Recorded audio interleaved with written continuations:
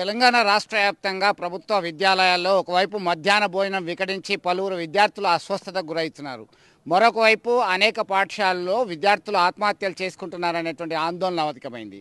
Cut చేస్తే జగిత్యాల జిల్లా కేంద్రంలో ఉన్నాము. ప్రస్తుతం మనం జగిత్యాల జిల్లా కేంద్రంలో ఉన్నటువంటి దరూర్ బాలుల పాఠశాల, దీనికి సంబంధించి ఒక బాత్రూమ్ని నివాస గృహంగా చేయడం జరిగింది. దానిలో పాములు తచ్చాడుతున్నాయి, విద్యార్థులు భయభ్రాంతులకు గురవుతున్నారు. ఒకసారి పరిస్థితి ఏందో ఒకసారి చూద్దాం మనము.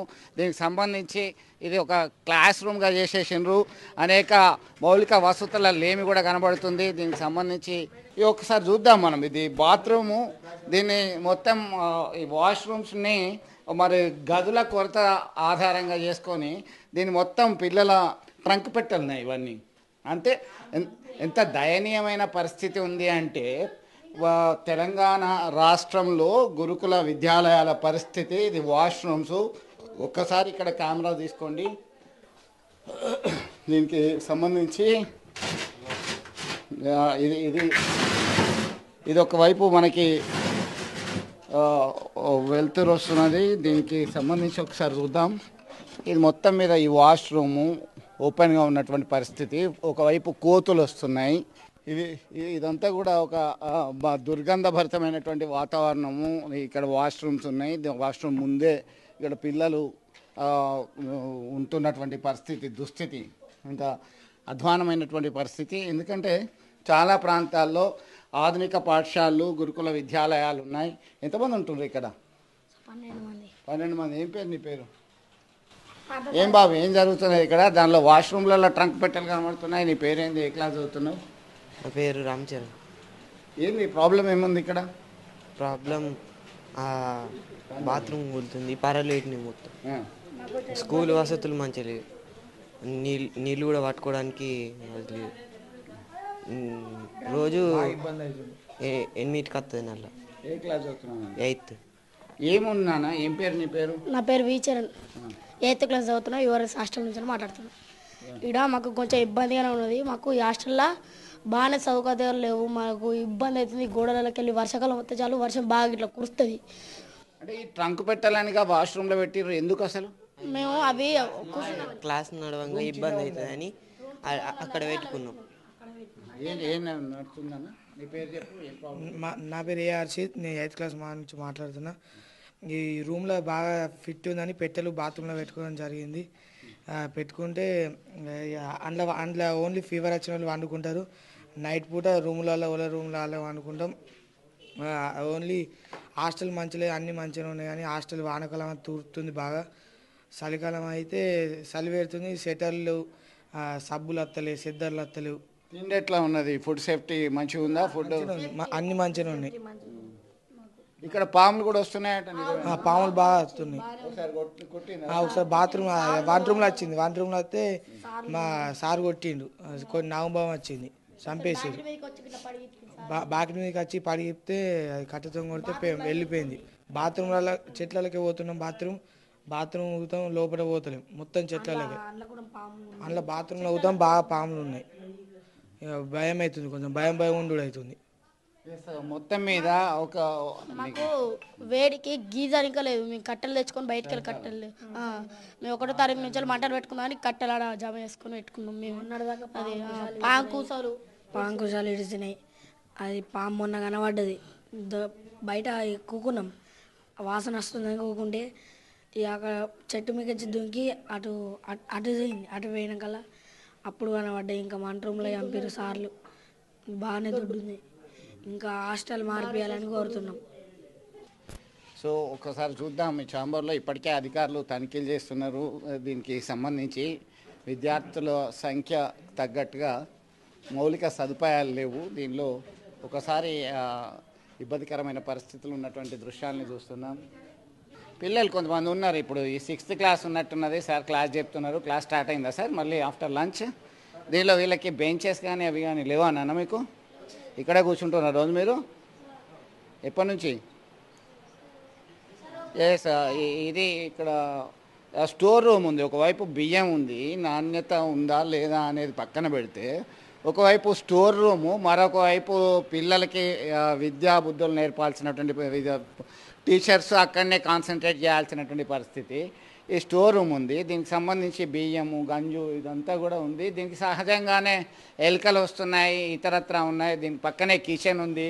ఎలుకల కొరకి మనకి పాములు వచ్చేటువంటి పరిస్థితి ఉంది. దీనిలో దుస్థితి ఎదుర్కొంటున్న ఇబ్బందికరమైన పరిస్థితులు అయితే ఇక్కడ తచ్చాడుతున్నాయి. ఒక్కసారిగా రాష్ట్ర వ్యాప్తంగా ఉన్నతాధికారులు ముఖ్యమంత్రి సైతం ఒక హెచ్చరిక జారీ చేశారు. పిల్లల్ని సరిగా చూసుకోవాలి, మంచి భోజనం పెట్టాలి, నాణ్యమైనటువంటి వసతులు కల్పించాలని ఆదేశాలు జారీ చేశారు. అయితే ఆదేశాలకి ఇక్కడ ఉన్నటువంటి పరిస్థితులకి, స్థానికంగా ఉన్నటువంటి పరిస్థితులకి ఏమాత్రం పొంతన లేకుండా ఉంది. సార్ ఎంఏ గారు ఉన్నారు ఇక్కడ.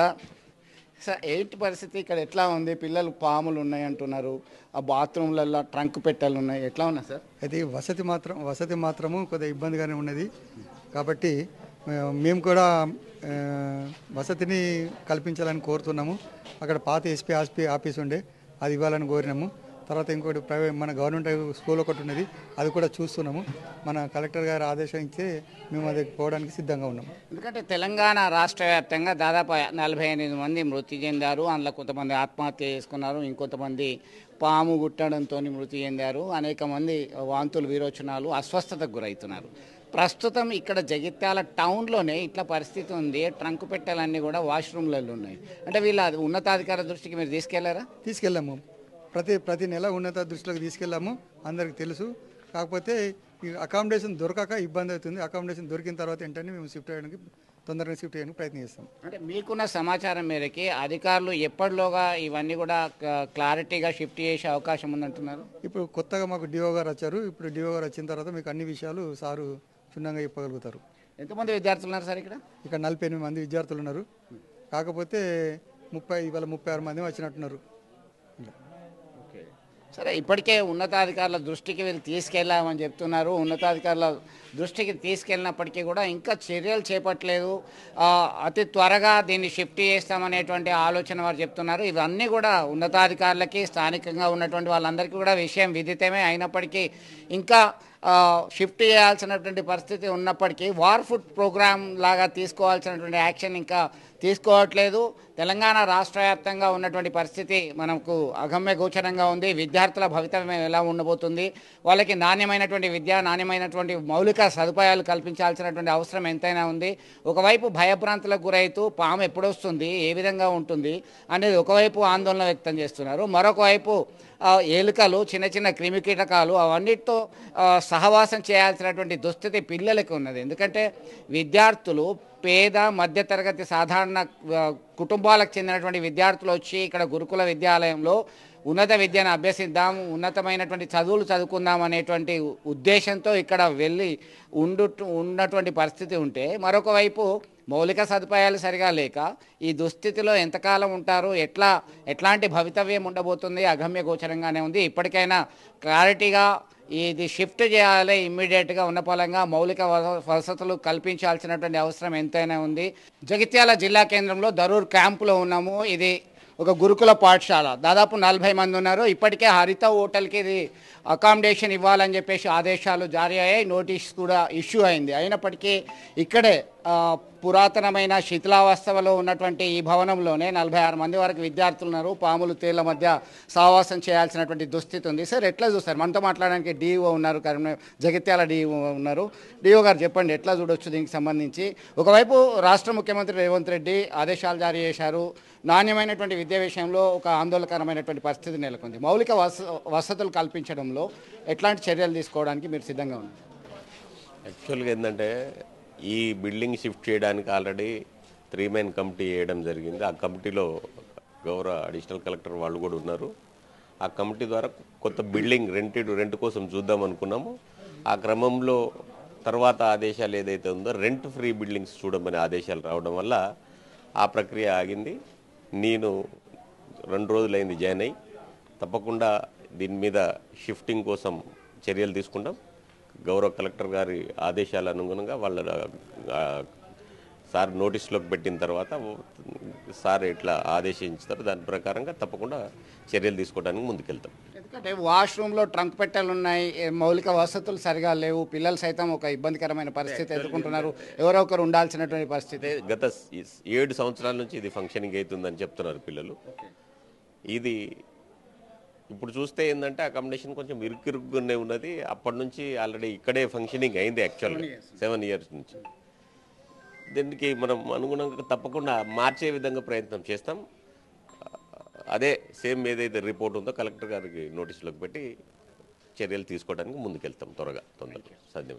మొత్తం మీద పిల్లలకి ఒక స్పష్టమైనటువంటి హామీ ఇవ్వడానికి ముందుకు వచ్చినటువంటి పరిస్థితి కనబడుతుంది. ఎందుకంటే గత 7 సంవత్సరాల నుంచి ఇక్కడే ఈ భవనంలోనే పిల్లలందరూ కూడా విద్యాభ్యాసం చేస్తున్నారు. అయినప్పటికీ కూడా ఎలాంటి అతిగతి లేకుండా ఉంది. ఖచ్చితంగా 3 men కమిటీ ఏర్పాటు చేశారు. ఆ 3 men కమిటీ ఇచ్చినటువంటి సిఫార్సు మేరకి త్వరలోనే యాక్షన్ ప్లాన్ రంగం సిద్ధమైందని చెప్పి డిఈఓ చెప్తున్నటువంటి పరిస్థితి మనకి ఇక్కడ ఉన్నాం. ఒకవైపు ఇటు చూద్దాం, ఒక మొత్తం రిమోట్ ఏరియాలో ఉంది. యాక్చువల్గా శ్రీరామ్ సాగర్ ప్రాజెక్టుకు సంబంధించినటువంటి క్యాంపు ఇది. శ్రీరామ్ సాగర్ ప్రాజెక్టులో ఈ క్యాంపుకు సంబంధించిన క్వార్టర్స్ దాదాపు శ్రీరామ్ సాగర్ ప్రాజెక్టుకు సంబంధించిన క్యాంపు అంటే 1980 ప్రాంతంలో ఈ ఏరియాలో ఏర్పాటు చేసినటువంటి క్యాంపు ఇవి. ఇదంతా కూడా జస్ట్ ఈ రిమోట్ ఏరియా లాగా ఉంది. చెత్త చెదారంతో మొత్తం అపరిశుభ్రమైనటువంటి వాతావరణంలో ఉంది. కూలిపోయినటువంటి గోడలు, శిథిలావస్థలో ఉంది. ఎందుకంటే పిల్లలకి రూములు సరిపోకపోవడంతో ఒక ఇబ్బందికరమైన పరిస్థితి ఎదుర్కొంటున్నారు. పాము కుబుసాలు, తేళ్ళు, ఒకవైపు కోతులు, అకామిడేషన్ సరిగా లేకపోవడము, ఇట్లాంటి ఇబ్బందులతో వాళ్ళు ఇబ్బంది ఎదుర్కొంటున్నటువంటి పరిస్థితి అధికారులు చెప్తున్నారు.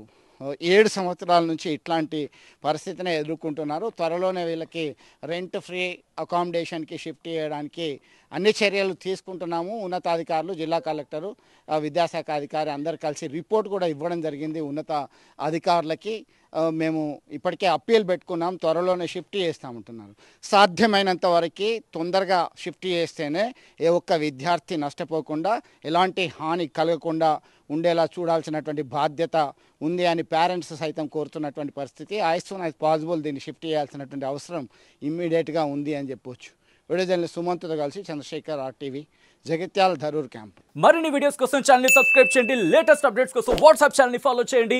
అండ్ లింక్ డిస్క్రిప్షన్ లో ఉంది.